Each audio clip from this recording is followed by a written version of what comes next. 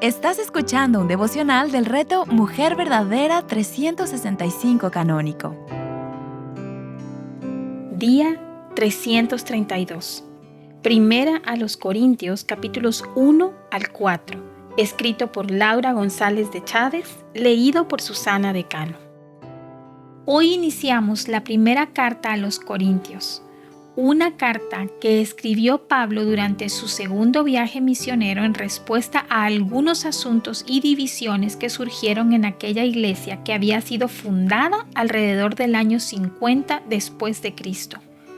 Él había ministrado allí por año y medio y es posible que haya escrito esta carta durante su tiempo en Éfeso, alrededor del año 54 después de Cristo. En estos primeros 4 capítulos vemos a Pablo argumentando acerca de lo que es la verdadera sabiduría. Estos hermanos en Corintios eran un poco inmaduros y estaban enorgullecidos por sus dones y su sabiduría humana.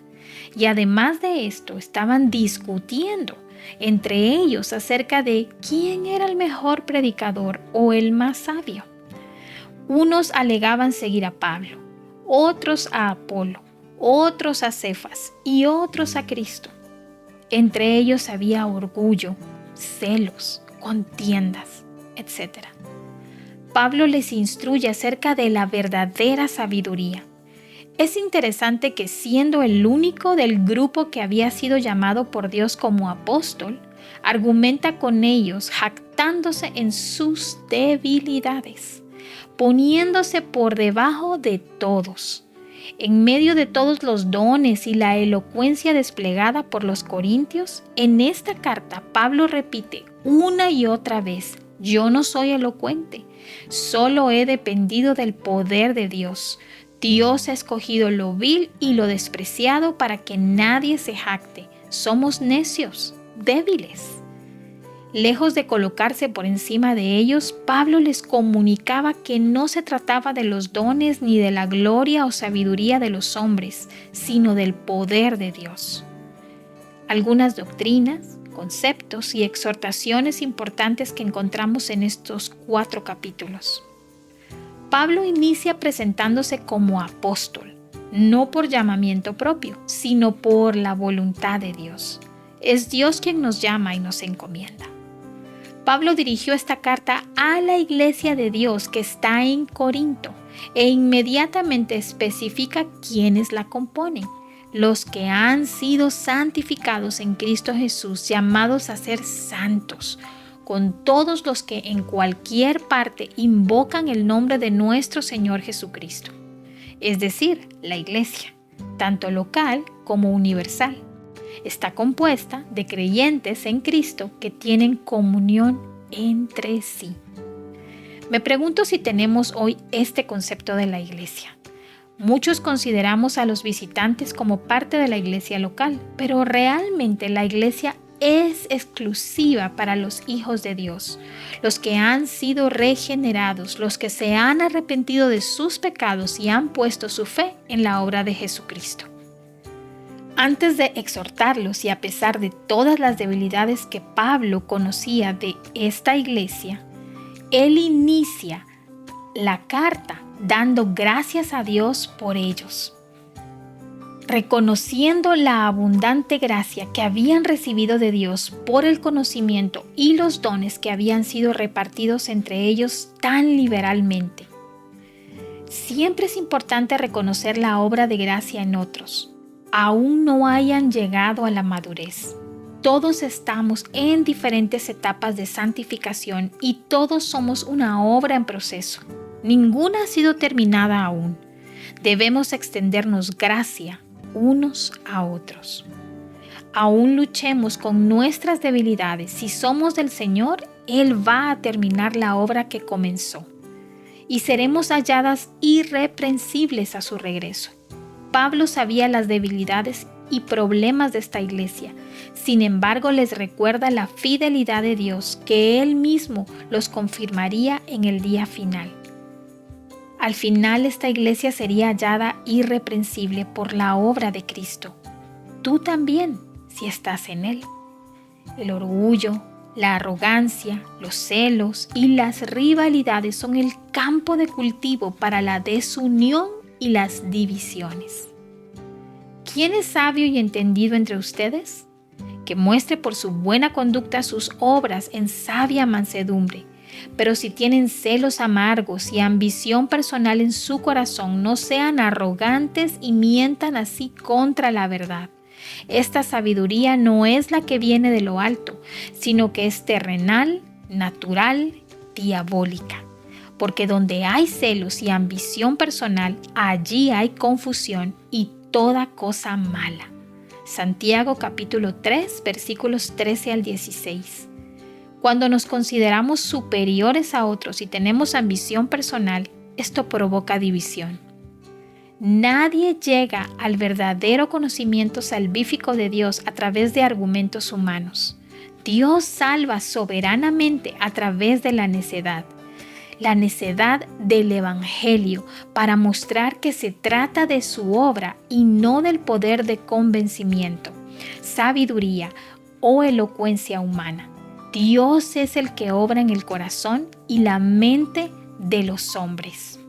El llamado de Dios no tiene nada que ver con tus logros intelectuales, académicos o con tu gran sabiduría o estatus social.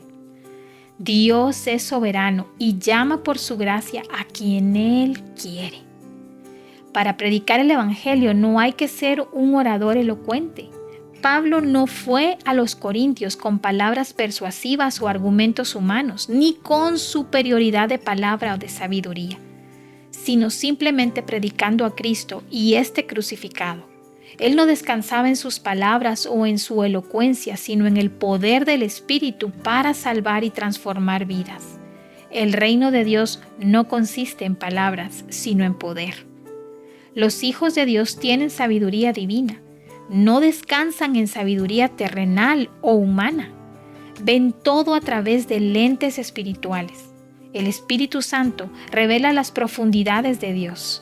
Es por esto que el hombre no regenerado no puede entender las cosas espirituales, porque solamente se disciernen espiritualmente. Pablo alega que estos hermanos en Corinto no estaban viendo las cosas como personas espirituales, sino como personas carnales. El pecado es lo que nos impide ver claramente las cosas espirituales, y ellos estaban siendo dominados por el orgullo y las pasiones de la carne. No podremos crecer y madurar si solo consumimos leche. La edad espiritual o los años en el Evangelio muchas veces no se corresponden con la madurez espiritual, precisamente por esto. Crecemos y maduramos aprendiendo de la sabiduría de Dios, enseñados por el Espíritu Santo y ejercitándonos para la piedad. Cristo es uno solo y Él tiene muchos siervos colaborando en su obra. Unos siembran, otros riegan, y el que da el crecimiento es Dios.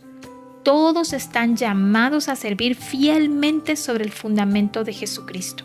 El fuego y el tiempo probarán la obra de cada cual.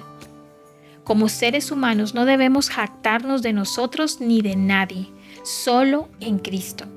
Cristo no estaba dividido y ellos no debían estarlo tampoco. En Él lo tenemos todo y todos somos suyos. No hay lugar para la competencia y la comparación. No hay lugar para la gloria humana. Cuando tomamos crédito de la obra de Dios, le estamos robando la gloria que pertenece solo a Él. La sabiduría de Dios, lejos de enorgullecernos, nos debe llevar a reconocer nuestra gran ignorancia. Si alguien de ustedes se cree sabio según este mundo, hágase necio a fin de llegar a ser sabio. Si alguien quiere realmente llamarse sabio, debe reconocer que no sabe nada. Dios se ríe de la sabiduría de los hombres. El más erudito y orgulloso es un necio para Dios. El hombre o mujer más dotado que no teme a Dios es un tonto. Solo Dios es el juez. A Él servimos y de Él debe venir nuestra aprobación y alabanza, no de los hombres. Y Dios no juzga conforme a las apariencias como lo hace el hombre, sino conforme al corazón. Sean imitadores míos, les exhortó Pablo a los corintios. Justo en los versículos anteriores les comentaba cómo ellos se habían hecho necios y débiles por amor a Cristo y a ellos. Cómo habían pasado hambre, sed, maltratos, humillaciones, persecución, etc. Los apóstoles eran considerados la basura del mundo, el desecho de todo. Pablo exhortó a los corintios y nos exhorta a nosotras hoy a dejar el orgullo y arrogancia y reconocer nuestro lugar correcto delante de Dios. Personas necesitadas de su gracia y de su poder. Hombres y mujeres que necesitan abrazar y descansar en la sabiduría que solo proviene de Dios. Lecciones para la iglesia. Número 1. La iglesia de Cristo debe ser una en Él. Él debe tener preeminencia en la iglesia y no los hombres. Número 2. Toda gloria debe ser suya y todos deben seguirlo a Él, poner sus ojos en Él, mientras tienen comunión unos con otros en amor. Número 3. La iglesia no debe depender de la sabiduría humana o secular, ni de filosofías o estrategias mundanas. La iglesia debe estar fundamentada en Cristo y en la sabiduría que encontramos en las Escrituras. Personalízalo. En algún área de tu vida, ¿descansas en tu sabiduría o en tus capacidades en lugar de descansar en el poder de Dios? ¿Te dejas impresionar por la sabiduría de los hombres más que por la sabiduría de Dios? ¿Dependes de tu sabiduría humana para explicar los misterios de la vida o para explicar el obrar de Dios? ¿Sigues a hombres o sigues a Cristo? Para más recursos como este, visita nuestra página web avivanuestroscorazones.com.